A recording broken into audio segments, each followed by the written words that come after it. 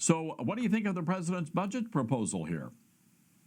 I'm pretty excited with what's happening in the administration. I mean, even the processes we've been going through in Congress of identifying savings and then doing the hard work on the committees of hitting that budget resolution, continuing on.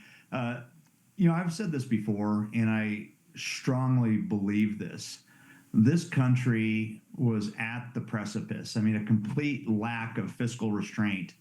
And when I hear folks saying that the administration is coming in, too fast or too broad, I disagree. I think it couldn't have happened fast enough because I really do believe we were looking at the abyss, and I'm really excited about what's happening there. But a couple of other things that I'd love to touch base on is when we got our budget resolution through that gave kind of a framework of cuts that are happening in each of the committees of jurisdiction.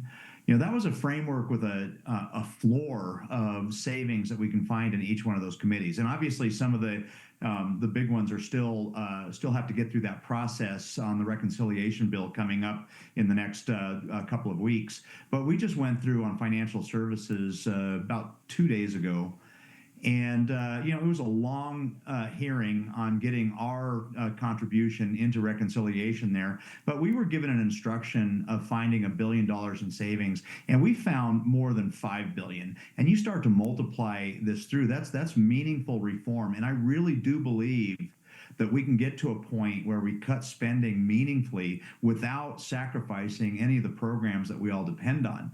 And I look at that 1.5 trillion that we have in our House bill, and over 10 years, it's really a small floor to start working from. When you look at even the GAO estimates that there's $500 billion a year in fraudulent payments going at, that's not an impossible goal to get to without having any issues with the programs that are meaningful, that are actually in our national interest, in the interest of Americans, and continue to get us back on track of being true stewards of taxpayer dollars. So I'm excited with what the administration is doing. I'm excited with what's happening in the House.